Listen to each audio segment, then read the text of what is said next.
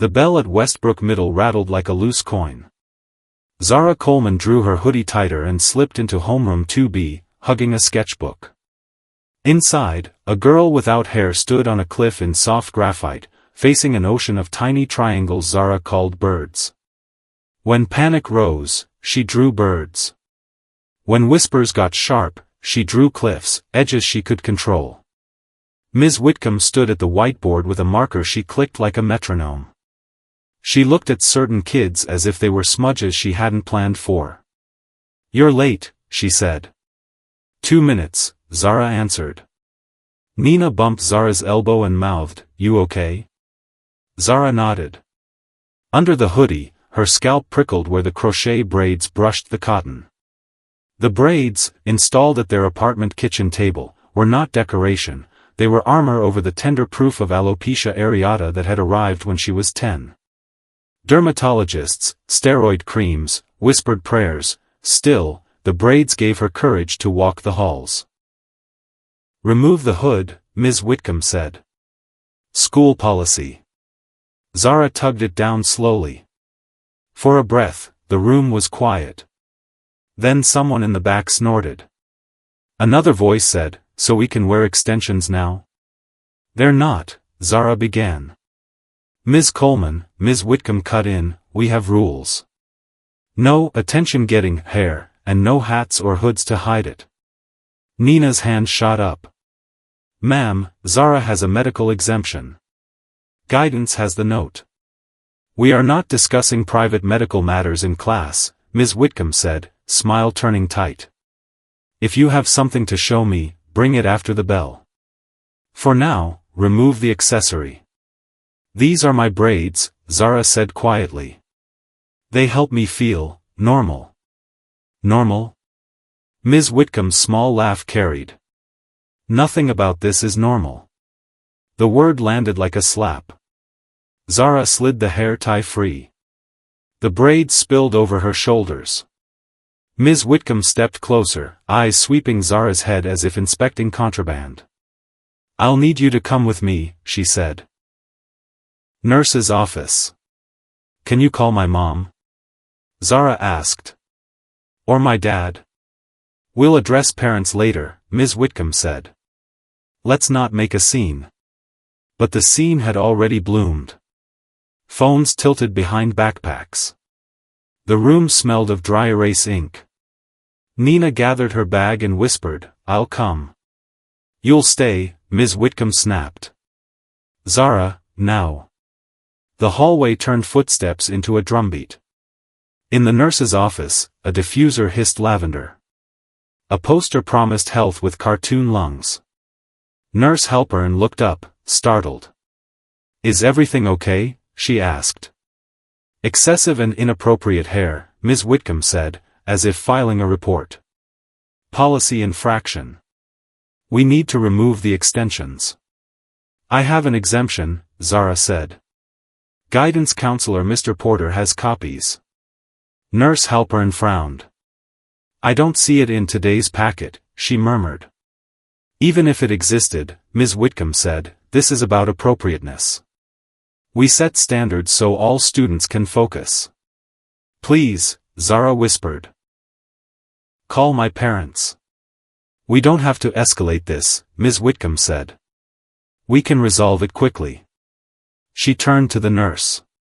"Scissors will do." The nurse hesitated. "I'm not comfortable." "It's synthetic hair," Ms. Whitcomb said, plucking one braid like a loose thread. "Sometimes tough love is the kindest thing." She looked at Zara. "You can't hide behind costumes your whole life." Tears slid hot and silent. "Please don't." Nina did not stay in the classroom. She stood in the doorway now, breathless, phone trembling. "You can't do that," she said. "Go back to class," Ms. Whitcomb said without turning. Nina did not move. The phone's camera watched, unblinking. The scissors lay gleaming on a tray. And then, as if it were the most ordinary chore in the world, Ms. Whitcomb reached for Zara's braid. The first cut sounded like betrayal, a soft plastic crunch. The braid fell to the floor. Lavender stung Zara's nose. The second braid went, then another, and with each one something split inside her, something she had been patching with gel and scarves and little lies. She kept saying the same words, as if saying them could make them true. Call my mom.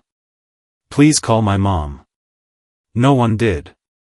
Afterward, Ms. Whitcomb brushed the loose strands away with brisk movements, as if tidying a desk.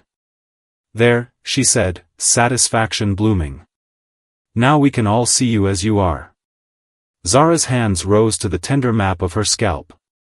The mirror caught her in half, one eye swollen, mouth bitten bloodless, the crown of her head bare as winter. She did not recognize the girl who stared back. She felt not just seen but stripped, not only of hair but of safety, of the small dignity she had built each morning strand by strand. Go to the restroom and wash up, Nurse Halpern whispered, guilt pinking her cheeks. I'll talk to the office.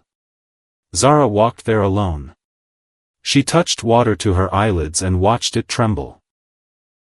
When she finally looked at herself fully, she thought of her sketchbook girl on the cliff. The ocean didn't look like birds anymore. It looked like teeth. In the hallway, Nina slid down the wall and pressed her phone to her chest, the video saved. Her hands shook so hard she dropped it and the case cracked. She picked it up anyway and whispered, I've got you. Somewhere, a PA announcement chirped about a bake sale. Somewhere else, the bell rang again. Time refused to stop just because someone's world had split. The news didn't take days to spread. It didn't even take hours. By lunch, the cafeteria was already humming with whispers that clung to Zara's name like burrs on a sweater. She got caught breaking rules. No, they shaved her head. I heard she's sick. Like, contagious sick. Each version grew more twisted. And every time Zara stepped into a room, conversations collapsed into silence that felt louder than the rumors themselves.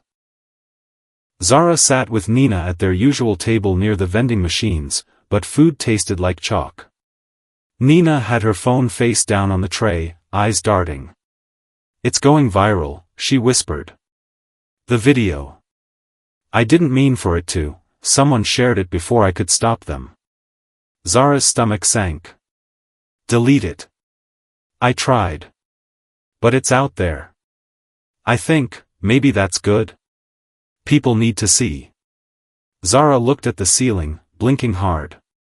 I don't want people to see me like that. Across the cafeteria, a group of kids held up their phones, pretending to cough into laughter. The sound cut Zara like glass. She shoved the untouched tray away. I need air. Nina followed, hurrying to keep up. The halls outside echoed with every step, lockers standing like closed mouths unwilling to speak.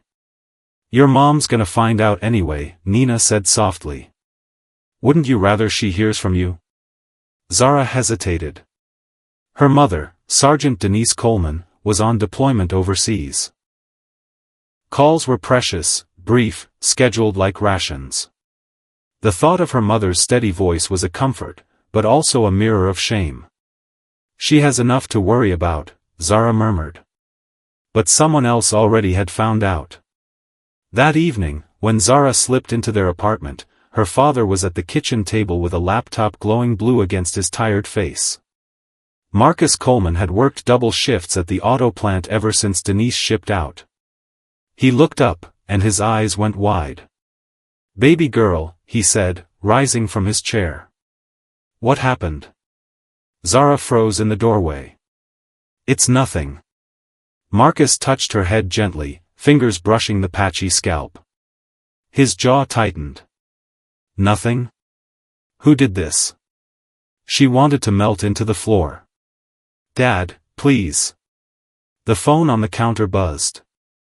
Nina's video, forwarded from cousin to cousin, had reached Marcus's family group chat. The sound of scissors slicing through braids filled the kitchen like an unwelcome guest. Marcus's chair scraped back hard. They humiliated you. And they think they can just get away with it. Zara sank into herself. I don't want trouble. You didn't ask for this trouble, Marcus said. His voice shook, not from weakness, but from the effort of holding back fury. They brought it to you. At Westbrook Middle, the principal called an emergency staff meeting. The words, incident, misunderstanding, and policy enforcement, were repeated so many times they lost all shape. Ms. Whitcomb sat with her hands folded, nodding, lips pressed in satisfaction. We'll issue a temporary suspension, Principal Gaines announced. One day, to show we took action. And the child? Asked Nurse Halpern, voice trembling. We'll encourage her to move forward. Dwelling only prolongs the matter. The word matter landed like dust over broken glass, meant to cover, never to repair. That night, Zara dreamed of cliffs again. But this time, she stood not alone, but surrounded by voices. Some cruel, some kind. And in the distance, a figure in fatigues marched toward her, sunlight burning at her back. She woke with her pillow damp, the whisper of scissors still ringing in her ears. The plane touched down at Newark Liberty under a gray morning sky. Denise Coleman sat rigid in her seat, still in uniform, though the flight attendants had urged her to relax. She had replayed the video dozens of times on the long flight home, each viewing pulling her tighter into silence. The image of her daughter's tears, the teacher's smug face, and the sound of scissors, it played like a drumbeat of betrayal. When she stepped into the arrivals hall, Marcus stood waiting. His hands were shoved deep into his jacket pockets, his eyes shadowed from sleepless nights. They didn't need words. Denise's arms wrapped around him, and his whisper was raw against her ear, "She's not the same." Denise pulled back. "Where is she?" "At home. Skipping school. Can't stand the stairs." Her jaw clenched. "Good. She won't go back until this is dealt with." At the apartment, Zara sat on the couch, sketchbook open to a page she'd half filled with dark, jagged lines. When she looked up, her mother's uniform came into view first, the desert tan, the patches of rank and name. For a moment, she blinked, unsure if it was real. Then she dropped the pencil and rushed forward. "Mom!" Denise held her daughter tight, pressing her lips into the soft crown of her head, bare where braids had been. Zara trembled in her arms, and Denise felt the deep, silent quake of shame her daughter carried. "I'm here now," Denise whispered.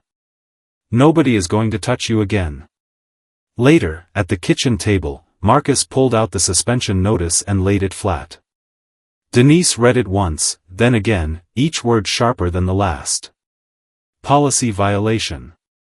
Appropriate corrective action taken. Appropriate corrective action? Denise's voice rang like steel. They assaulted a child and then wrote it up like a tardy slip. They think it'll blow over, Marcus said bitterly. One day out, then back to business. Denise leaned back, staring at the ceiling as if she could see through it. Ms. Whitcomb. I know that name. Marcus frowned. How? Denise's voice lowered, bitter. Basic training, years ago. She didn't make it through. She had a problem with authority. Especially when it came from anyone who wasn't white. Marcus rubbed his forehead. So this was personal. Of course it was, Denise said. She saw our daughter as someone she could control, humiliate, break down. And the school gave her the scissors. Zara, listening from the hallway, hugged her sketchbook close. She had drawn a woman in uniform standing tall before a crowd of faceless figures. For the first time, the drawing gave her a flicker of strength. The next morning, Denise walked into Westbrook Middle not in civilian clothes, but in full military dress. Boots polished, medals shining, cap tucked under her arm. The halls fell into silence as students parted like a tide, whispering her name as if she were a legend from their history books. She strode into the front office, where Principal Gaines nearly spilled his coffee. Sergeant Coleman, he said, half standing. We weren't expecting. No, Denise said, her voice cutting through the air like a blade. You weren't. But you're going to hear me now. Behind her, students peeked through doorways. The story was no longer a rumor in the cafeteria. It was a reckoning, and it had just arrived. The office walls were lined with plaques of academic achievement and photographs of smiling students. To Denise, they looked like a carefully staged mask, a facade hiding what had been done to her daughter. She stood tall in the center of the room, uniform crisp, while Principal Gaines shifted nervously behind his desk. I want to know, Denise began, her voice steady but sharp, how you justify allowing a teacher to put scissors to my child's head without parental consent, without medical consultation, and without a shred of compassion. Sergeant Coleman, the principal said, forcing a placid smile. This was an unfortunate misunderstanding. Ms. Whitcomb believed she was enforcing the dress code. Denise stepped closer, eyes narrowing. A misunderstanding doesn't leave a 12-year-old sobbing, stripped of her dignity in front of her peers. That wasn't policy. That was cruelty. Ms. Whitcomb entered the office then, her expression unflinching. She carried herself with the smug composure of someone who believed she'd done no wrong. I see we're having a discussion, she said smoothly. Denise turned to face her, memories from years ago rushing back. The training yard. Whitcomb's sneer when Denise had outpaced her. The muttered comments about standard slipping whenever black cadets excelled. You, Denise said, her tone low and dangerous, shouldn't be allowed anywhere near children. Whitcomb raised her chin. I did what was necessary. The girl was using hair pieces to draw attention. It was disruptive. Zara's face flashed in Denise's mind, her trembling hands, her quiet pleas. Denise's voice hardened. Disruptive? What's disruptive is racism dressed as authority. What's disruptive is you taking scissors to a child because you wanted to remind her who had the power. Principal Gaines cleared his throat, glancing at the door where staff members lingered, pretending to shuffle papers. Let's remain professional. I am professional, Denise said, stepping back but not breaking eye contact with Whitcomb. Professional enough to know abuse when I see it. And believe me, I'll make sure the district, the media, and every parent in this school hears about it. For the first time, a flicker of doubt crossed Whitcomb's face. That afternoon, Marcus and Denise met with a lawyer recommended by a neighbor. The lawyer, Carmen Alvarez, was sharp-eyed and deliberate, jotting notes quickly as they spoke. When she finished, she tapped her pen against the pad. This isn't just a civil rights violation, Carmen said. It's battery, emotional distress, and negligence. And the school's attempt to minimize it only strengthens your case. Zara sat quietly beside her parents, sketching shapes on the corner of the legal pad Carmen had given her to doodle on. For the first time in days, her shoulders looked lighter, as if the weight wasn't hers to carry alone. Meanwhile, the video Nina had captured spread beyond the school.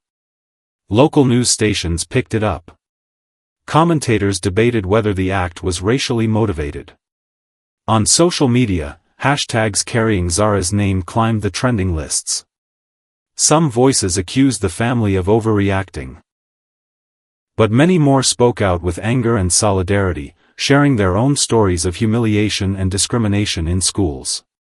At dinner that night, Marcus scrolled through the flood of messages. You're not alone, baby girl, he told Zara. Look at all these people standing with you. Zara looked at the screen, hesitant. Then she whispered, so, maybe I wasn't wrong to be angry. No, Denise said firmly. You were never wrong. The world just finally caught up to your truth. The following week crawled like a slow injury. Zara stayed home, her sketchbook filling page after page with restless lines. Some drawings showed girls with bald heads transformed into warriors.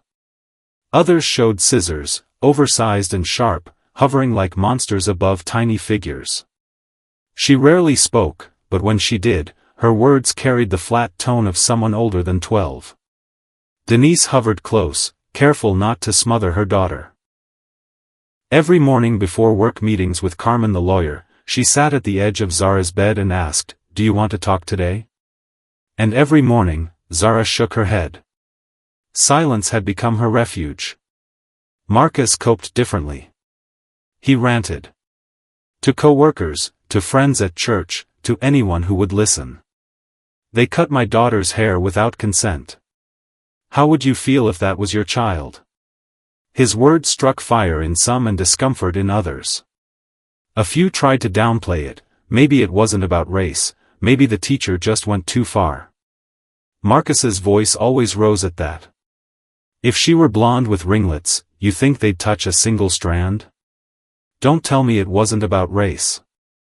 At Westbrook Middle, whispers shifted. Students who had mocked Zara now scrolled through comment sections flooded with support for her.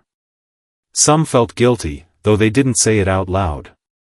Others doubled down, repeating Whitcomb's line that rules were rules. A mess. Whitcomb walked the halls like nothing had changed, shoulders square, lips pressed thin in disapproval. Yet inside the teacher's lounge, colleagues whispered differently. Nurse Halpern had spoken up quietly about her discomfort during the incident. "I should have stopped it," she confessed to another teacher. "But she pressured me, and I froze." Her guilt lingered, gnawing at her. Each time she passed Zara's empty seat, she felt a stab in her chest. The Coleman apartment became a war room. Denise and Carmen spread documents across the table, copies of Zara's medical exemption, the suspension letter, screen captures of the video. "The district will try to minimize," Carmen warned. "They'll say it was policy. They'll paint it as an isolated lapse. Our job is to prove this was bigger, an abuse of power rooted in bias." Denise's eyes burned. "And we will." Zara listened from the doorway, knees hugged to her chest. She wanted to believe in justice, but each time she closed her eyes, the sound of scissors returned, snipping into her dreams. One night, when Marcus was asleep on the couch and Denise was reviewing case notes, Zara crept to the kitchen. She pulled her sketchbook into the pool of light under the hanging lamp. She drew herself standing on a stage, hair gone, but light blazing from her head like a halo. Below her, shadowy figures pointed and laughed, but behind her, hundreds of others stood with fists raised. She stared at it for a long time, tracing the lines again and again. Maybe, she thought, silence wasn't strength after all. Maybe her voice could be. The next morning, she left the drawing on the table where her mother would find it. Denise paused over it, breath-catching. She touched the paper gently, as though it were more fragile than glass. "She's telling us she's ready," Denise whispered. The first court filing hit the district like a thunderclap. Local newspapers ran headlines, "Family of student humiliated in haircutting incident files lawsuit." Within hours, reporters stood outside Westbrook Middle, cameras angled toward the brick facade. Parents arriving for pickup stared at the cluster, whispering among themselves. Inside the superintendent's office, officials debated damage control.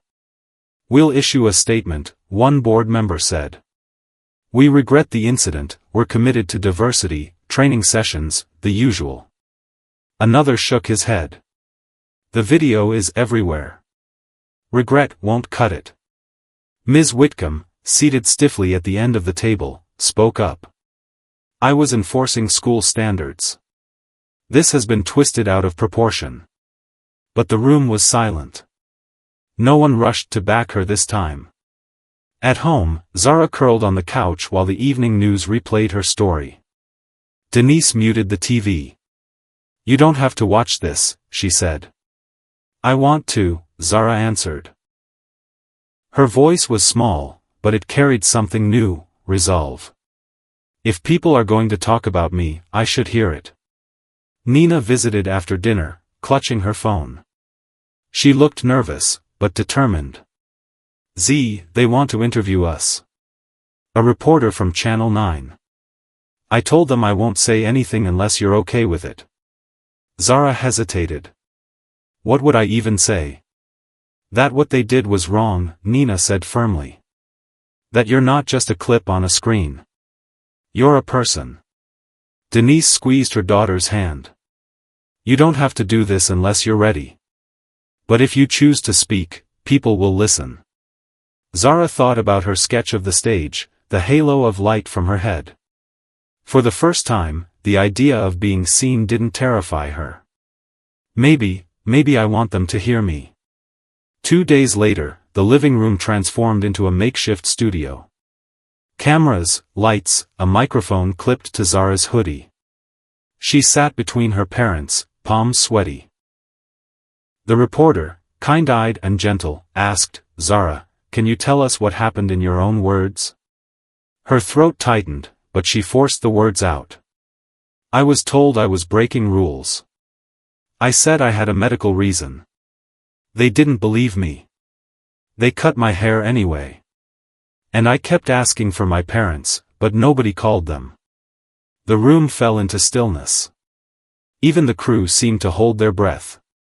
What do you want people to understand? The reporter asked softly. Zara blinked, tears threatening. Then she whispered, that I'm not a rule. I'm not a problem to fix. I'm a person. When the segment aired, messages poured in. Strangers sent letters, cards, and artwork. One girl wrote, I have alopecia too. You made me feel less alone. Zara pressed that letter to her chest, tears streaming down her face. Meanwhile, the district scrambled to contain the storm. Training sessions were scheduled, a diversity task force announced. Yet beneath the public gestures, emails buzzed with talk of protecting reputations and minimizing liability. Denise read one leaked memo aloud at the kitchen table, we must ensure this does not escalate into a district-wide scandal. Her laugh was bitter. It's already a scandal. They just don't want accountability. Marcus slammed his fist gently against the table. Then we'll make them face it. By the second week, Westbrook wasn't just a school, it was a headline. Protesters gathered outside with handmade signs, protect our kids, hair is not a disruption, justice for Zara. Cars honked in support as they passed, and local activists set up tables with bottled water and petitions. From her bedroom window, Zara watched the crowd. She could see Nina among them, holding a sign that read Believe her. For the first time since the scissors had touched her scalp, Zara felt a spark of pride rather than shame. People weren't laughing anymore. They were standing. Inside, Marcus scrolled through social media posts on his phone. Listen to this one, he said, reading aloud. I went through the same thing at my school when I wore my natural curls. Teachers said it was distracting. Zara, you are not alone. Zara smiled faintly. They understand. Denise, still in uniform from a press briefing, touched her daughter's shoulder. And they're not just understanding, they're fighting with you. At school, tension simmered. Some students wore their hair in braids or afros in solidarity, daring Whitcomb to comment. Others avoided her entirely. The teacher's authority, once unquestioned, now cracked under the weight of scrutiny. In the staff lounge, whispers grew sharper. She crossed a line, one teacher muttered. We'll all pay for it now. Whitcomb lifted her chin. I did my job. If the world can't handle discipline, that's their problem. But her words rang hollow. Even those who once defended her now avoided her gaze. The Coleman's lawyer, Carmen Alvarez, built the case methodically. The school will argue this was a misunderstanding, she explained during another meeting. But the video, Zara's exemption papers, and witness testimony show otherwise. This wasn't confusion. It was targeted. Marcus leaned forward. And we'll prove it. Carmen nodded. Yes. But public support is just as important. Districts move faster when communities demand change. That weekend, the Colemans attended a community rally at a local church. The pews were packed, voices rising in song and speeches. When Denise was asked to speak, she hesitated at first. But when she stepped up to the pulpit, the crowd fell silent. "My daughter was humiliated," she began, her voice carrying through the room. "Not because she did something wrong, but because someone in power decided she didn't belong. This is bigger than us, it's about every child who's been told they're a problem for being who they are." Applause thundered. People rose to their feet, clapping and shouting, "Justice for Zara." Zara sat in the front row, cheeks wet with tears. For once, they weren't tears of shame. That night, in the quiet of her room, she opened her sketchbook again. This time she drew herself not on a cliff, not in shadows, but standing on a stage with a microphone in her hand, a sea of faces lifted toward her. Above her head, she drew the words, "I am not invisible." When she showed it to her mother, Denise smiled through her own tears. "That's exactly right." By the time the district board convened for its monthly meeting, the auditorium was overflowing. Parents, teachers, and community members filled every seat. Some stood in the aisles, others leaned against the walls, and outside, dozens more pressed against the windows to hear. Zara sat between her parents in the second row, her sketchbook clutched like a shield. She had drawn a scene earlier. A building with high walls cracking apart, light pouring through the breaks. Now, as she looked around at the crowd, she felt the drawing coming alive. The board members filed in with tight smiles and clipped steps, flanked by security. Superintendent Dr. Langley tapped the microphone. "We ask that everyone remain respectful and orderly." But respect had long since frayed. The first speaker, a mother of 3, raised her voice, "If a teacher cut my child's hair without my permission, I'd call it assault. Why hasn't Ms. Whitcomb been removed?" Applause erupted. The board shuffled papers nervously. Another parent stood. "This isn't about a dress code. This is about racism. Our children deserve better." Whitcomb sat off to the side, arms folded, gaze fixed forward. She didn't flinch, but the flush creeping up her neck betrayed her. When Denise's name was called, she rose in uniform once again, medals glinting under the fluorescent lights. The room hushed. "I've served this country for 20 years, she began. "I've led soldiers, I've made life and death decisions. And yet, in a school meant to protect children, my daughter was treated with less respect than a recruit on their first day of training." Her words fell like hammer strikes. "This isn't discipline. This isn't policy. This is cruelty and prejudice, and every day you defend it, you become complicit." The audience roared with agreement. Zara gripped her sketchbook tighter, heart racing. For the first time, she stood too. Her voice trembled, but she made herself heard. "You tried to make me feel small. But I'm not small. And I won't be quiet." Gasps rippled through the room. Cameras captured every word, flashes lighting up the faces of a child refusing to be erased. The board adjourned without a decision, promising an investigation. But outside, the crowd surged with energy. Reporters clustered around Denise and Marcus. Protest chants rose into the night. At home, Zara collapsed into bed, exhausted but lighter. She had spoken. Her words still echoed inside her chest. Nina texted her later, "You were amazing. Everyone heard you." Zara stared at the message, a smile tugging at her lips. For once, she believed it. But far across town, in a quiet office, Whitcomb sat alone at her desk, scrolling through the flood of articles and comments. The authority she once carried like armor was crumbling. Her reflection in the darkened window looked smaller, lonelier, and for the first time, uncertain. Monday arrived with brittle sunlight that made Westbrook's bricks look harsher, like the school had been scrubbed too clean. At 8:01 a.m., Carmen Alvarez filed a motion for expedited discovery. By mid-morning a packet of emails slid across her desk, heavily redacted, thick black bars like bandages slapped over a wound the district didn't want anyone to see. Carmen called the Colemans to her office. Zara sat between her parents, knees touching a chair leg that wobbled with the air conditioner's hum. Carmen turned the pages slowly. They gave us something, she said, which means they're scared. But they didn't give us enough. Denise leaned forward. What do we have? Carmen tapped a page. Here. The day of the incident. An email from Principal Gaines to the superintendent. We handled the matter efficiently. Teacher acted within policy. Then another, a few hours later, video may be circulating. Recommend unified statement. And this, she slid a page toward them. Please emphasize there was no racial component. That sentence is the tell.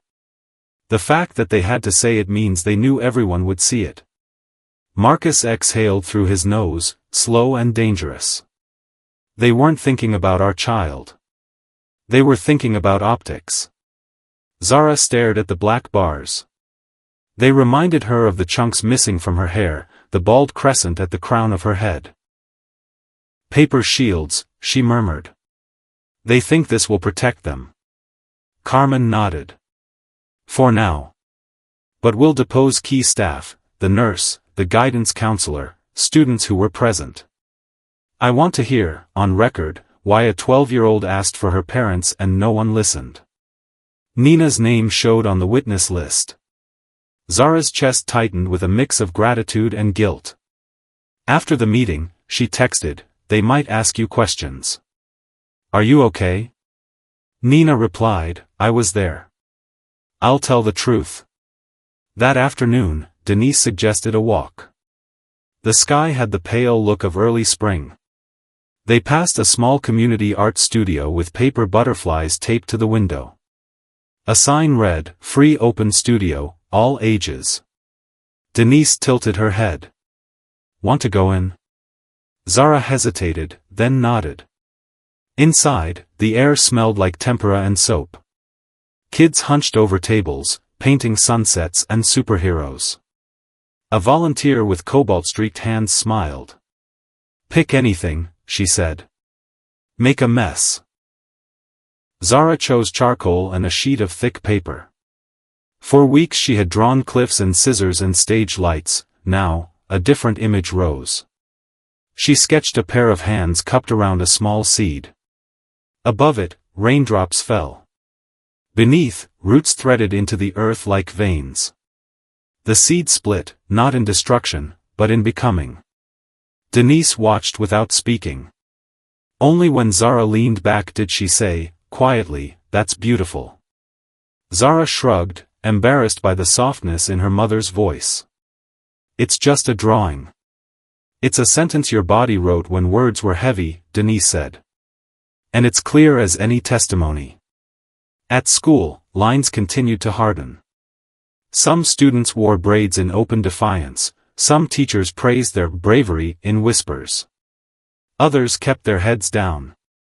In the nurse's office, Halpern reheard the cut in her sleep.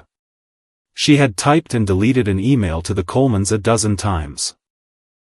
Finally she printed a letter on thick paper, signed it with a shaking hand, and drove it to their mailbox herself. Zara opened it after dinner. I am sorry. I should have stopped it. I failed you. The words made her throat tighten. She didn't know if forgiveness lived anywhere close to the surface yet, but the letter warmed the edges of her anger. Somebody in that building had seen her, not as a headline, but as a person. Carmen called again. We've scheduled Whitcomb's deposition for Friday, she said. I want you all there, not in the room, but nearby. Your presence matters, even if she pretends not to notice. Marcus rubbed his palms together. You think she'll crack? She'll hold the line until it frays, Carmen said. People like her always do. That night, a storm rolled in. Rain stitched the windows with a quick, restless needle. Zara woke to a dream where the scissors were enormous, their shadows filling the room. She sat up, heart galloping, fingers clawing for the lamp. In the quiet halo of light, she reached for her sketchbook. The seed again, this time, roots spreading wider, tangling around the base of a pair of scissors, lifting them until their blades pointed harmlessly at the ceiling. When morning came, the city felt rinsed. Zara tucked the drawing into a folder with her medical exemption, a private armor. Before they left for Carmen's office, she stood in the bathroom and pulled off the soft beanie she'd grown used to. The mirror in the morning light was kinder. Her scalp, patched and tender, looked like a place where something might grow. "Ready?" Denise asked at the door. Zara slipped the beanie into her pocket. "Ready." They arrived early for the deposition. In the hallway, Zara could hear voices, a lawyer's practiced questions, Whitcomb's clipped replies. When the door opened for a break, Whitcomb stepped out, her gaze cutting across the hall and landing on Denise's uniform like a challenge. Then her eyes dropped, just for a second, to Zara's bare head. Surprise flickered there, then something like fear. Power, Zara realized, didn't look the way she'd been taught. Sometimes it was a person refusing to bow. "Ms. Whitcomb," Carmen said, cool as weather. "We'll resume in 5. Whitcomb's mouth tightened. She disappeared back into the room. Denise turned to her daughter. "No matter what she says in there, remember, the truth already knows your name." Zara nodded. The seed inside her, so small weeks ago, pressed gently against its shell. The courthouse smelled faintly of old wood and disinfectant, a mix of history and unease. The Colemans arrived early again, Zara clutching her sketchbook like a secret diary. She had drawn the courthouse steps the night before, giant, looming stairs that looked like mountains. In the drawing, a small girl climbed them barefoot, leaving footprints of light. Inside, Carmen Alvarez waited, folders tucked neatly under her arm. "Yesterday went as expected," she said. Whitcomb deflected, claimed she acted in the best interest of the classroom. "But today, we introduced the exemption papers and the video." She paused, lowering her voice. "Her facade will start to crumble." Marcus squeezed his daughter's shoulder. "Hear that, Z?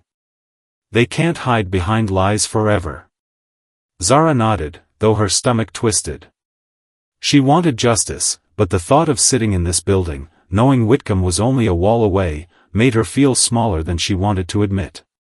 During the session, Whitcomb's voice carried down the hallway.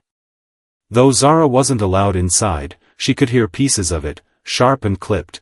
"It was my duty, rules apply equally, distractions in learning environments." The words slithered like smoke under the door. Then Carmen's voice, firm. "Do these exemption forms, signed by medical professionals and placed in the school's records, not indicate Zara Coleman was permitted to wear protective hairpieces?" Silence stretched. A shuffle of papers. Finally Whitcomb snapped, "I was never shown those forms." Carmen's reply was steady. "So you admit you did not verify before taking irreversible action against a child?" Zara pressed her ear to the cool wall, heart pounding. A long pause followed, broken only by the faint scratching of a court reporter's pen. During the break, Whitcomb emerged into the hallway. Her usual composure had cracks now, her lips pressed so tight they looked bloodless. Her eyes swept the hall, landing again on Zara. For a moment, Zara wanted to shrink back. But something rooted her in place. She met Whitcomb's gaze directly. Not a glare, not a challenge, just steady, unblinking presence. Whitcomb looked away first. Denise leaned close, whispering, "That's power, baby girl. Quiet power." At school, the ripple effects grew stronger. Students who had once whispered cruel jokes now sat in tense silence when Zara's name was mentioned. Some even defended her. "She didn't do anything wrong," a boy told his friends at lunch. "That teacher just hates her." The solidarity frightened the administration. Emails leaked, directives urging staff to control the narrative, to remind parents this was an isolated incident. But every attempt only added fuel to the fire. That weekend, the Colemans were invited to speak at a youth rally downtown. Zara resisted at first, but Nina nudged her. You don't have to be perfect. Just be you. That's enough. The rally was held in a sunlit plaza, murals splashed across brick walls. Teenagers held signs, chanted, and sang. When Denise finished speaking, the microphone was offered to Zara. Her hands trembled as she stepped forward. She looked at the crowd, at the phones raised to record, at Nina's encouraging smile. Then she lifted the microphone. My name is Zara Coleman, she began, voice thin at first. They tried to cut away who I am. But I'm still here. Her throat tightened, but she pushed on. They thought silence would make me disappear. But silence can be broken. And today, I'm not quiet anymore. Cheers rose, echoing against the buildings. Zara felt the sound wash over her like warmth, filling the cracks Whitcomb had left behind. That night, she drew again. Not cliffs, not scissors. This time, she drew herself standing in a plaza with 1,000 voices behind her, her head bare but crowned with light. Across the bottom she wrote, in block letters, I am not your silence. She taped it to her bedroom wall before bed. When she woke the next morning, the drawing was the first thing she saw, and she smiled. The district scrambled like ants after rain. Every morning brought a new article, a new broadcast, another thread dissecting the video frame by frame. In the swirl of commentary, one truth kept resurfacing. No one could watch a 12-year-old begging for her parents while scissors cut her hair and call it discipline. Ms. Whitcomb, however, refused to yield. She remained at Westbrook Middle, though now her classroom sat half empty. Parents quietly transferred children to other teachers. Colleagues avoided eye contact in the hallways. Still, she arrived each day in pressed suits, posture stiff, her voice clipped and formal. But the mask slipped in private. At home, her bathroom mirror became an enemy. She saw not authority but the lines deepening at her mouth, the tired eyes, the echo of Denise Coleman's uniformed figure standing in the boardroom like a shadow she couldn't chase away. She muttered to her reflection, I was right. Rules are rules. Yet the words felt brittle, like chalk snapping in her hand. Meanwhile, Zara's world widened. Letters arrived daily, envelopes stuffed with drawings from children, cards scrawled with "You're brave and don't give up." One envelope carried strands of yarn braided into a bracelet. Zara looped it around her wrist and didn't take it off. She began sketching not cliffs or scissors but people. Crowds of them, faces diverse, bodies standing together. In one drawing, she placed herself at the center, hairless but radiant, surrounded by voices drawn as waves of light. Denise noticed the change. Your drawings are louder now, she said gently. Zara tilted her head. Maybe I'm finally ready for people to hear them. At the next deposition, Nurse Halpern testified. Her voice trembled, but she did not waver. I knew it was wrong. I hesitated.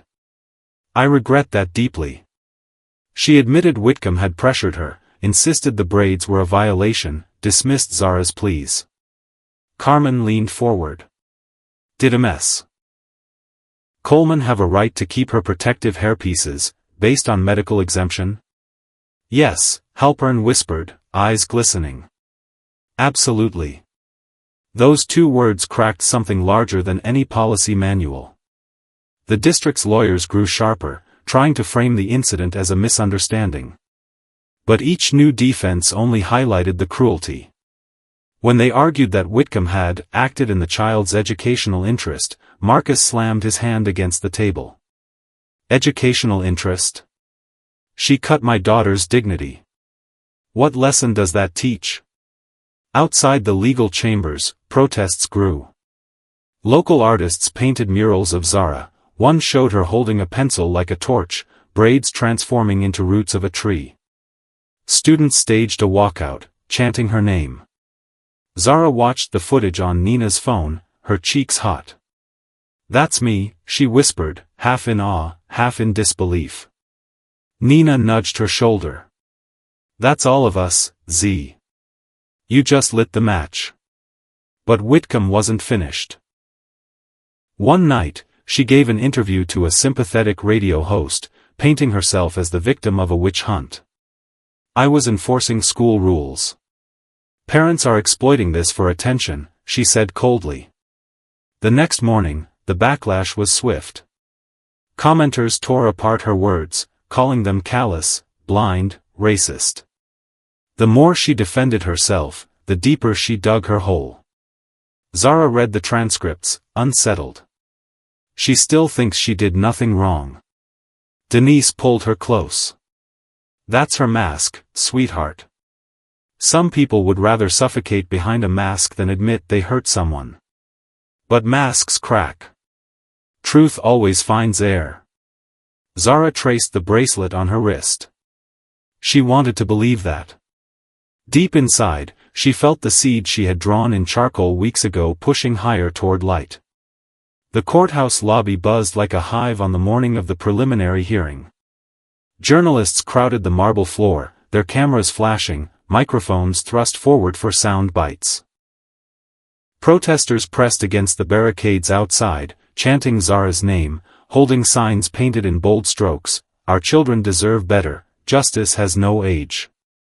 Zara clutched her sketchbook as she walked between her parents. Her beanie was in her pocket, and though nerves twisted her stomach, she chose to show her bare scalp. When the first flashbulbs went off, she flinched but kept moving. Beside her, Denise's uniform gleamed like armor, Marcus's hand resting firmly on her shoulder. Inside, Carmen Alvarez gathered the family in a quiet corner. "This isn't the trial," she reminded them. "But the judge will hear arguments, and the public will listen. Every detail matters." Zara swallowed. "Do I have to talk?" "Not today," Carmen said gently. "But your presence speaks volumes." In the courtroom, the district's lawyers painted their picture, a teacher following rules, a misunderstanding blown out of proportion. Their words were smooth, practiced. Yet each time they spoke of policy, the video played louder in people's minds, scissors slicing, a child's tearful voice pleading for her parents. When it was Carmen's turn, she rose with calm precision. "This case is not about a hairstyle," she said firmly. "It is about power wielded against a child, ignoring medical documentation, parental rights, and most importantly, human dignity." She held up Zara's exemption papers. The school had these on file. They were ignored. That is not policy. That is negligence. The gallery murmured, the sound rolling like distant thunder. At recess, Zara sat on a bench outside the courtroom doors. Her sketchbook lay open to a drawing she had finished the night before, herself standing before a tall building, flames licking the windows, while a crowd of people carried buckets of water. She had written in the corner, "Together we put it out." Nina found her there, clutching a water bottle. "You okay?" Zara shrugged. "I'm tired of being the story." "You're not the story," Nina said softly. "You're the voice inside it. That's different." Back inside, the judge listened to both sides, his face unreadable. Finally, he spoke, "Given the evidence presented, this matter warrants a full trial. Discovery will proceed. And I urge the district to remember, these are not abstract policies. These are children." The gavel struck, sharp as a gunshot. That evening, when the family returned home, Zara curled on the couch. She didn't speak for a long time. Finally she whispered, "When she cut my hair, I thought no one would care. But today, everyone cared." Denise kissed the top of her head. "Not everyone. The right ones." Marcus added, "And the ones who don't yet, they're learning." Zara closed her eyes, picturing the drawing of the burning building, the crowd with buckets of water. For the first time, she believed the fire could be contained. Across town, Whitcomb sat alone in her kitchen, scrolling through articles. Every headline, every photograph chipped away at her certainty. Yet she clung to her story like driftwood in a storm. "They're making me the villain," she muttered aloud. But in the quiet house, her words rang hollow. She turned off her phone and sat in silence. For the first time, she wondered what it would feel like to face a room full of children and not be feared, but she pushed the thought away. To admit that longing would be to admit she had lost everything else. The trial date drew closer, and the weight of anticipation pressed down on every moment. The Coleman apartment felt less like a home and more like a staging ground. Papers were stacked in neat piles across the dining table. Carmen's voice was a near-constant presence on speakerphone. Neighbors stopped by with casseroles and words of support. The family smiled politely, but beneath the surface, the tension was a taut wire ready to snap. Zara lay on her bed one evening, sketchbook open, pencil hovering above the page. For weeks, her drawings had grown louder, filled with crowds and flames and light. But now, she found herself sketching something quieter, a pane of glass. In the first frame, the glass was smooth, a reflection of herself, bare head, tired eyes. In the second, a crack split the surface. In the third, shards scattered outward, light breaking through where her reflection used to be. She titled it Becoming. Denise stepped into the room quietly. "That's new," she said, looking at the drawing. Zara shrugged. "I guess it's how I feel. Like I'm breaking. But maybe I'm supposed to." Her mother sat beside her. "Glass doesn't break without leaving sharp edges. But those edges can catch the light too." Zara leaned against her shoulder, silent. Meanwhile, at Westbrook Middle, Ms. Whitcomb faced her own kind of breaking. Her once proud classroom was now a ghost of itself. Parents had demanded transfers. Students avoided her gaze, whispering when she passed. Staff who once admired her strictness now spoke of her in lowered voices, their words flavored with pity. In the faculty lounge, Nurse Halpern gathered the courage to speak directly. "You hurt her," she said, voice trembling but clear. "You hurt Zara, and you know it." Whitcomb stiffened, her face pinched. "I enforced policy. That's all." Halpern shook her head. "You enforced cruelty. There's a difference." She stood and left, her coffee untouched. Whitcomb remained frozen, staring at the steam curling upward as though it accused her. The school board released another statement, polished and vague: "We remain committed to fostering an inclusive environment while maintaining standards of discipline." But the community no longer bought the hollow words. Parents stormed meetings, demanding resignations. Student groups planned sit-ins. Local newspapers ran exposés on the district's history of ignoring complaints from families of color. The glass was cracking wider every day. At home, Zara found herself struggling with sleep. She woke from dreams where scissors grew into enormous wings, their blades flapping above her head, cutting the air itself. She would sit by her window, watching streetlights hum, sketching until her heartbeat slowed. One night, Marcus found her hunched over the sketchbook. "You don't have to carry this alone," he said softly. "I know," Zara whispered. "But sometimes, if I don't draw it, it stays inside me. And it hurts worse." Marcus kissed her forehead. "Then keep drawing. Don't let it rot in there." The day of Zara's testimony loomed. Carmen prepared her carefully, explaining each step. "You don't have to be perfect," she said. "You just have to be honest. Honesty is stronger than any defense they'll throw at you."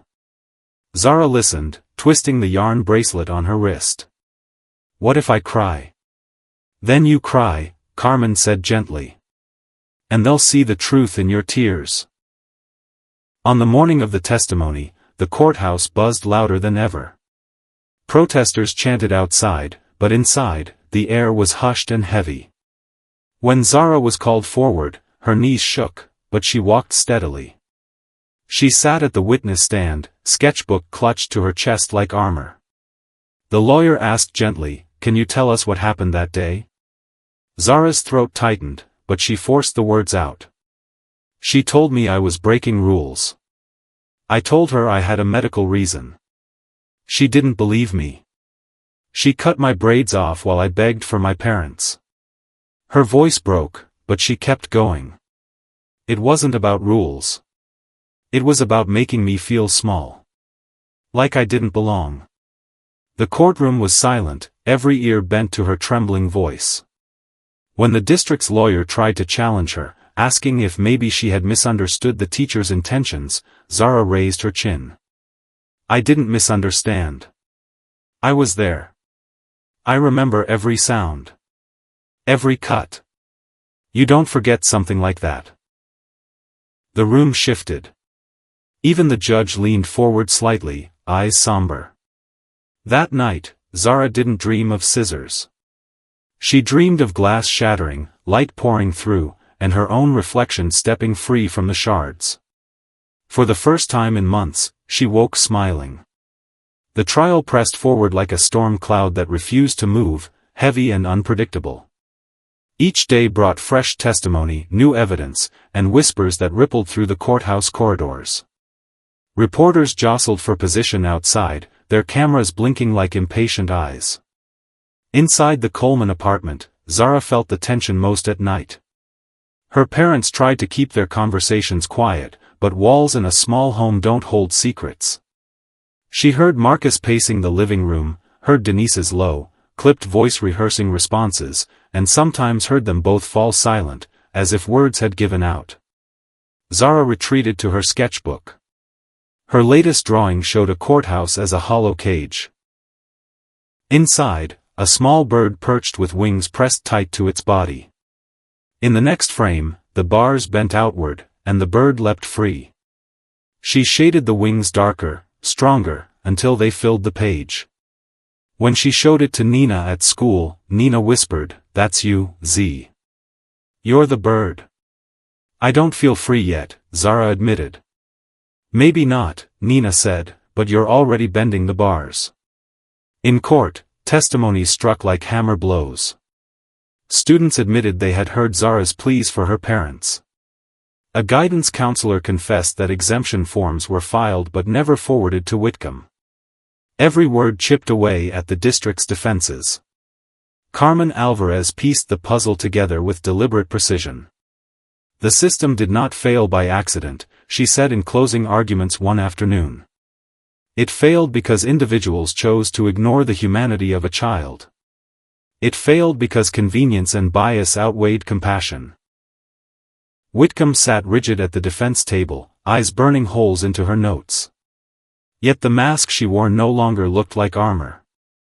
It looked like a costume, ill-fitting and fraying at the seams. That evening, the Colemans attended another community gathering at the church downtown. The sanctuary swelled with voices, parents, activists, students, even strangers who had been moved by Zara's story. Music rose, followed by prayers for courage and justice. Denise stood at the podium again, her voice carrying like a drumbeat, "This fight is not just for Zara. It's for every child who has been silenced, every parent who has been ignored, every voice dismissed. We are here because the truth cannot be hidden behind policy." The crowd erupted in cheers, but when Zara's name was called to speak, she froze. Her palms sweated, her throat felt tight. She glanced at Nina, who squeezed her hand. "You don't have to," Denise whispered. Zara hesitated, then stepped forward. She looked out over the sea of faces. Some were strangers, some classmates, some elders whose eyes shone with quiet pride. "I used to think silence kept me safe," she said softly into the microphone. "But silence made me disappear. Speaking is scary. But disappearing is worse. So I'm here. And I'm not going away." The sanctuary erupted, applause thundered, people rose to their feet, voices carried her name like a chant. Zara felt tears sting her eyes, but they weren't the same tears that had fallen in the nurse's office weeks ago. These tears tasted of release, of defiance, of healing. Later that night, in the quiet of her room, Zara taped her latest drawing, the bird escaping the cage, to her wall beside I am not your silence. For the first time, she saw not just art but a roadmap of her own resilience. She whispered to the paper, I'm not your silence. I'm not your cage either. Sleep came easier that night, her dreams no longer filled with scissors or shadows but with wings strong enough to carry her across the sky. The courthouse felt different now. The first days had been heavy with tension, but by the third week, the atmosphere hummed with expectation. Journalists filled the gallery, sketch artists worked furiously, and each new witness was greeted with a hush that carried the weight of history. Zara sat quietly beside her parents, sketchbook in her lap. She had drawn the courthouse again, but this time not as a cage, this time as a cracked wall, with vines breaking through the stone. On the vines, flowers bloomed, their petals bold and defiant. When she showed it to her mother, Denise whispered, that's what justice looks like, growth through the cracks. The testimony that morning came from former students of Whitcomb. One after another, they described a pattern. Rules enforced harshly on certain children, comments about standards and appearance, punishments that never seemed evenly applied. I wore extensions once, a girl said, voice trembling. She told me I was trying to be something I wasn't. She made me cut my braids, another boy added, eyes lowered. Said they were too distracting. The courtroom stirred with murmurs. Each voice layered over the last, painting a picture too clear to ignore. This was not an isolated event. Whitcomb sat stiff in her chair, but her eyes flickered, darting like a trapped animal's. Her mask was slipping, and the world was watching. At recess, Denise took Zara's hand and led her outside. The air was cool, the sky pale with clouds. Across the street, protesters held signs and sang. Some chanted Zara's name, others shouted for accountability. One woman approached cautiously, holding a small canvas. This is for you, she said, handing it to Zara. The painting showed a young girl with a bald head, standing tall beneath a crown of light. Zara's breath caught. It's beautiful, she whispered. It's you, the woman said. Don't forget that. Zara held the canvas close, tears pricking her eyes. For the first time, she believed strangers could carry her pain alongside her. Inside, Carmen pressed harder. This was not a misunderstanding. This was a teacher who repeatedly targeted students of color under the guise of discipline. And this district allowed it to continue unchecked. The defense objected, protested, tried to reframe. But each objection fell weaker than the last. When court adjourned for the day, Marcus turned to his daughter. You hear that, Z? They're seeing the truth now. Piece by piece. Zara nodded, clutching the painting. It feels like the ground's shaking, she admitted. Denise kissed her forehead. That's not collapse, baby girl. That's fault lines breaking open. And sometimes, the only way to build something better is to let the old ground crack. That night, Zara drew again. This time, the courthouse walls were rubble, and from the rubble grew trees with roots that spread wide, deeper than the cracks. Above the trees, she drew herself, not small, not silenced, but standing tall, holding her sketchbook like a banner. She titled it Fault Lines. The courthouse steps had never seen so many people. By dawn, the plaza was already crowded, parents with signs, students in matching t-shirts, community leaders with megaphones, and neighbors who had driven from miles away to stand shoulder to shoulder. Television vans lined the block, their satellite dishes rising like metal trees. Zara stood at the top of the steps with her family, looking out at the sea of faces. The chants reached her chest like a heartbeat, justice for Zara. Justice for Zara. For a moment, she felt small again, a 12-year-old girl who wanted nothing more than to disappear. But then she looked at her mother in uniform, her father steady as stone, and Nina waving a sign from the front row of protesters, and the smallness melted. Inside the courthouse, tension thickened. The district had called its final witnesses, scrambling to salvage credibility. A policy expert droned about dress code equity, waving thick manuals as if words on paper could erase the images burned into the public's mind. Carmen Alvarez rose for cross-examination, her voice calm but piercing. You speak of equity. Tell me, how equitable is it to ignore medical documentation on file? How equitable is it to cut a child's hair while she begged for her parents? The witness faltered. Pages rustled. The jury's faces tightened. Whitcomb sat at the defense table, jaw clenched. She had grown thinner in the weeks of testimony, her hands restless, her gaze brittle.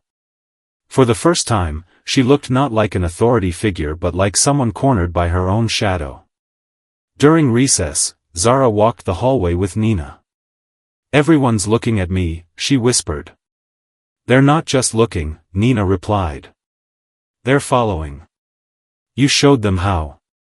Zara nodded, though her palms sweated. She remembered the cliffs she used to draw, the edges where falling felt inevitable. Today, she felt herself stepping back from the cliff's edge, turning towards solid ground. That night, the family returned home exhausted. Marcus flipped on the TV, every channel replayed clips of the trial, commentators arguing, protest footage rolling. Denise turned it off. We don't need their voices tonight, she said. Zara opened her sketchbook at the table. She drew the courthouse again, but this time not as rubble or cages. She drew it with lightning striking above, clouds roiling. At the bottom, she sketched herself holding an umbrella, her parents beside her, the storm raging but not breaking them. She titled it Storm at the Gates. Marcus leaned over her shoulder. That's us, huh? Yeah, Zara said. The storm's big. But we're bigger. The next morning, closing arguments began. Carmen's voice filled the courtroom like a hymn. This is not a case about policy. This is a case about dignity. About whether a child can walk into a classroom and be treated as a human being, not a disruption. The district failed. Ms. Whitcomb failed. And now, this jury has the chance to say to every child, you matter. Your voice matters. Your dignity cannot be cut away. As Carmen spoke, Zara felt her throat tighten. She clutched her bracelet, whispered to herself, I matter. The defense followed with cold precision, blaming confusion, paperwork, miscommunication. But each word rang hollow, bouncing against the walls like echoes no one wanted to claim. When they finished, the room was silent, not from respect, but from the weight of disbelief. The judge dismissed the jury to deliberate. Outside, rain began to fall, light at first, then heavier, drumming on umbrellas and banners. Protesters did not scatter, they stood firm, chanting louder, voices rising with the storm. From the courthouse window, Zara watched them. Drops streaked the glass, blurring the view, but she could still see the movement, the persistence. She whispered, they're not leaving. Denise placed a hand on her shoulder. Neither are we. That night, the family stayed awake together. They played cards at the kitchen table, ate leftovers, told stories about Zara's childhood, stories that had nothing to do with courts or policies. Laughter came awkward at first, then freer, reminding them that beyond the storm, they were still a family. Zara sketched one more time before bed, herself standing in the rain, surrounded by hundreds of umbrellas, each one glowing like a lantern. She wrote under it, no storm lasts forever. The morning of the verdict arrived with a cold clarity, the kind of air that felt sharpened at the edges. The Coleman family dressed in silence. Marcus straightened his tie 3 times before leaving it slightly crooked. Denise polished her boots until they shone like obsidian. Zara slipped the yarn bracelet over her wrist and tucked her sketchbook under her arm, as though she could not breathe without it. When they arrived, the courthouse steps were alive with chants. The crowd had grown overnight, parents, teachers, neighbors, strangers. Banners painted in bold strokes hung from the barricades, dignity is not optional, protect black children, hair is not a disruption. Zara paused to take it in, the sight filling her chest with something heavy and bright. Inside, the courtroom buzzed. Reporters hunched over laptops, sketch artists sharpened pencils, cameras blinked like restless eyes. The jury filed in, faces stern, unreadable. Whitcomb sat rigid, hands clasped too tightly, her knuckles white. Carmen Alvarez leaned forward at the plaintiff's table, calm but alert, like a general awaiting a signal. The judge lifted his gavel. Has the jury reached a verdict? A foreperson stood, paper trembling in her hand. We have, Your Honor. The word stretched thin across the room as she unfolded the page. Zara held her breath. The bracelet dug into her skin. In the matter of Coleman versus Westbrook School District, the foreperson's voice wavered, then steadied. We find in favor of the plaintiff. The courtroom gasped. The words hung in the air like a bell struck clean. For unlawful discrimination, abuse of authority, and emotional harm, we award damages to the Coleman family. We further recommend policy review and the removal of staff found responsible for negligence. The judge nodded gravely. So ordered. The gavel struck once, a sound that seemed to shake the ground itself. Chaos erupted. Applause filled the courtroom, spilling past the bailiff's calls for order. Reporters surged forward. Marcus covered his face with his hands, tears breaking free. Denise exhaled, her shoulders sagging as though 100 pounds had slid from them. Zara sat frozen, then felt Nina's arms wrap around her from behind. You did it, Nina whispered fiercely. They heard you. But Zara shook her head, voice breaking. We did it. Outside, the verdict spread like wildfire. Crowds cheered, horns blared from cars passing by, strangers hugged in the rain-soaked plaza. A muralist painted the words "You Matter" across the wall of the courthouse while cameras filmed. Whitcomb slipped out a side exit, head bowed beneath a hood. Once she had commanded classrooms with certainty, now, she disappeared into shadows, her legacy shattered, her mask discarded. That night, the Coleman apartment overflowed with neighbors, church members, community leaders. Food covered the counters, laughter filled the air, but Zara slipped quietly into her room. She sat by her wall of drawings, flipping through the sketchbook one last time. Cliffs. Scissors. Cages. Fault lines. Storms. And now, the courthouse cracked open with vines and flowers. Each drawing told the story better than words. She opened to the last blank page. Slowly, carefully, she drew herself, not small, not silenced, not broken. She drew herself walking forward, hand outstretched, carrying her sketchbook, a trail of light falling behind her. She titled it after the verdict. Denise entered quietly, watching her finish. What comes next, baby girl? Zara looked at the drawing, then at her mother. Living. Not hiding. Not being their silence.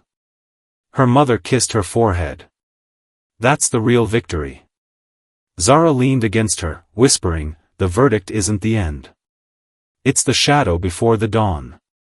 And for the first time, when she closed her eyes, she didn't see scissors or cliffs. She saw stars cut from broken glass, each one burning with the promise of tomorrow. The day after the verdict, Westbrook woke to a different kind of noise. Not sirens, not whispers, but the soft clatter of ladders against brick and the scrape of paint rollers dipping into trays. On the gymnasium wall, local artists had begun a mural at sunrise. Broad strokes of cobalt and gold, a horizon spilling light over a line of small, unbowed figures. Students walking to first period slowed, then stopped altogether. Someone began to clap. Someone else cried. Zara stood across the street with Nina, fingers tucked into the sleeves of her hoodie. The air carried the sharp scent of paint and wet pavement. Overnight, rain had washed the chalk slogans from the sidewalk, but the words still pulsed in memory. You matter. Hair is not a disruption. Protect black children. The verdict had named the harm. The morning asked what came next. What comes next? Nina said, as if plucking the thought straight from Zara's head. Zara glanced at her friend. We build. They crossed to the fence where a sign read, Community Volunteers Welcome. A woman handed them masks and thin brushes. Sky work today, she said, smiling with eyes that crinkled at the corners. Stars from broken glass. She tilted her head at a tray of triangular mirrors. We're making them shine. Zara lifted a shard carefully. It threw back a fractured version of her face, scalp bare, eyes clear. For a breath, the old shame tugged at her like undertow. Then the sun slid free of a cloud, and a white flare leapt from the glass, landing warm on her cheek. She laughed, small, surprised, real. Okay, she whispered. Let's make sky. Inside the school, the first assembly since the verdict hummed with wary energy. Principal Gaines stood at the microphone, the board chair beside him, both in the careful posture of men who have learned the limits of polished statements. Folding chairs reached to the back of the gym, parents lined the walls, teachers sat clustered like islands. Denise, still in uniform, took a place in the last row with Marcus. Carmen Alvarez stood near the aisle, arms folded, not as counsel today but as neighbor. This school failed one of our children, Gaines began, voice thinner than usual. We failed because we placed policy above people, order above empathy, compliance above care. I am sorry. He swallowed. We are instituting immediate changes, no appearance-based discipline without parental consent or medical review, a student dignity protocol, restorative practices training for staff, and an independent equity ombudsman with the authority to act. Murmurs ran through the room. Some skeptical. Some relieved. Many simply tired. Then Nurse Halpern stepped forward, fingers tightening around the mic. I was there, she said, voice shaking. I should have stopped it. I didn't. I am sorry, Zara. She turned, looking toward the back where Zara stood in the doorway with Nina, paint speckled on their sleeves. Their eyes met. Halpern's widened, wet. I will spend the rest of my career making sure no child is ever put through that again. A quiet settled, heavier than silence, lighter than grief. May I? A voice asked, and the gym parted as Denise approached the mic. She did not announce rank. She did not raise her voice. Justice is not a finish line, she said. It is a road we repave with our feet. My daughter will not be the last child to test whether you walk it. She stepped back, and for once, applause did not explode. It rose like a tide, slow and certain, washing the bleachers in sound. Afternoons took on a new rhythm. At the community art studio, Zara began a project that stretched across 3 folding tables, a collage of the drawings she had made since the day in the nurse's office. The cliff. The seed. The stage. The cage. The storm. The fault lines. She didn't hide the torn edges or fingerprints, she stitched them with thread and glue, leaving the seams visible like healed scars. Across the top she lettered, You tried to shrink me. I learned to grow wide. Marcus stopped by after work, grease still ghosting his knuckles. That yours? He asked, awe softening his face. Ours, she said. I just had the pencil. He nodded, swallowing hard. Keep it. I want it at school, she said, surprising herself. On the wall we pass every morning. The idea scared her and steadied her at once. Visibility had once felt like assault, now it felt like a vow. Carmen's office grew quieter as the paperwork receded into clean stacks. We'll finalize the consent decree next week, she told the family over tea that tasted of cinnamon and roof heat. Mandatory training, formal apology, a scholarship fund in Zara's name for students pursuing art or social justice projects. She smiled at Zara. I have a feeling applications will be fierce. Zara looked down at her bracelet, thumb worrying the yarn smooth. Do we have to put my name on it? Carmen lifted an eyebrow. Do you want your name on it? Zara thought of the mural, the mirror stars, the sky she had painted that morning. She thought of kids she'd never met sending letters that said me too. Yes, she said, then added, honest, and I'm scared of that. Courage isn't the absence of fear, Carmen said. It's the story you tell with it. On a Tuesday heavy with humidity, Westbrook held a town hall. Not on stage under bright lights, not with microphones perched between officials, but in a circle of folding chairs on the gym floor. Parents spoke. Students spoke. Teachers spoke. They told the truths they had been told were impolite. They named the jokes that weren't jokes, the policies that punished hair and joy and language indifference. They named the quiet kindnesses too, the custodian who learned everyone's names, the secretary who kept a drawer of spare pencils and hair ties and never asked questions. When it was Zara's turn, she stood with her hands tucked into her pockets, the way she did when she felt too visible. I can't forget, she said plainly. But forgetting was never the goal. Remembering is how we keep it from happening again. She glanced at Whitcomb's empty seat. No one had seen the teacher since the verdict. Rumor said resignation papers had been signed. I don't know what she remembers. I only know what I will. What will you remember? A boy asked from 3 chairs away. Zara answered without thinking. That my voice sounded small in the nurse's office and still mattered. That my art said things my mouth couldn't. That strangers showed up and kept showing up. That I didn't disappear. She took a breath. And that rules without love turn into scissors. No one clapped. They just nodded, 100 small bows of witness. Autumn edged in. Leaves loosened their grip. The mural on the gym wall dried to a hard shine. When afternoon sun hit the mirrors, the stars leapt across the blacktop, jittering like living things. Kids chased them at recess, stomping on light, laughing as if the sky had dropped a game just for them. Zara sometimes stood at the fence, watching the stars skitter over sneakers and grass. Each flash felt like a pulse returning to a limb that had gone numb. At home, she began a new series in her sketchbook, not cliffs or cages, but doorways. In each drawing, a doorframe stood in some ordinary place, a kitchen, a bus stop, a clinic, and beyond it opened an unexpected landscape, desert blooming, city set free, ocean lit from below. She wrote under one, portal equals community. Under another, open is a verb. One evening, Denise found her at the table, surrounded by paper scraps and glue threads. You're different, her mother said softly, not as a question. So are you, Zara said, and they both laughed because it was true.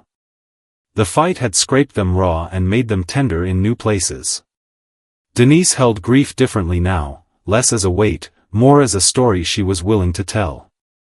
Marcus's anger had learned to sing. He joined the PTA, he fixed a neighbor's car for free, saying, pay it forward to the art fund. On the first cold Saturday, the community center hosted an exhibit, After the Cliff, Art of Healing by Young People. Zara's collage hung on the longest wall. Beside it, a placard told a short version of a long story, ending with her line, you tried to shrink me. I learned to grow wide. People moved slowly, reading, pointing, wiping eyes. A girl in a bright scarf touched the seam of the collage with reverent fingers. I thought I was the only one, she whispered to her mother. You never were, her mother said. You just couldn't see us yet. Zara stood a few steps back, hidden behind a pillar, letting their words settle like balm. Nina leaned against her shoulder. You did that, she murmured. We did, Zara said, and for once the plural did not feel like deflection. It felt like truth's proper shape. That night, unable to sleep, Zara walked to the mural with Denise and Marcus. The school was closed, the lot was empty, frost silvered the grass. They stood in the glow of a street lamp that turned their breath to fog. The mirror stars threw back 3 small constellations. "What if the next thing hurts too?" Zara asked, voice barely above air. "Then we meet it," Marcus said. "With what we built." Denise tucked an arm around her. "With who we built." Zara looked up at the wall. The figures beneath the horizon were not faceless. A friend had painted tiny initials on the hems of their shirts: neighbors, teachers who had listened, kids who had marched, elders who had cooked. She lifted a hand and found her own initials near the center, no bigger than a freckle and unerasable. "I thought the verdict would feel like an ending," she said. "It feels like a door." "Good," Denise said. "Open it." Winter arrived gentle, then sudden. One morning the playground glittered with frost, and the stars from the mural scattered to the snow like dropped coins.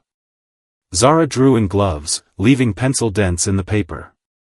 She sketched a final page for the year, a doorway set into the gym wall itself, mirror stars clustered around the frame. On the threshold, a girl with a sketchbook paused, not to look back, but to feel her feet on the hinge between before and after. Above the picture, Zara wrote in careful print, "Justice is not the end, it is the door we hold open for each other." She closed the sketchbook and pressed it against her ribs. The cold bit her nose. The breath she let out rose like a small offering and disappeared into the morning air. "Ready?" Nina called from the sidewalk, backpack thumping, cheeks red. "We're gonna be late." "Coming," Zara said, and ran. As she passed the mural, a sliver of sunlight found a shard of glass no bigger than a fingernail. It sparked once, bright as a promise, and then, because that is what light does, kept going.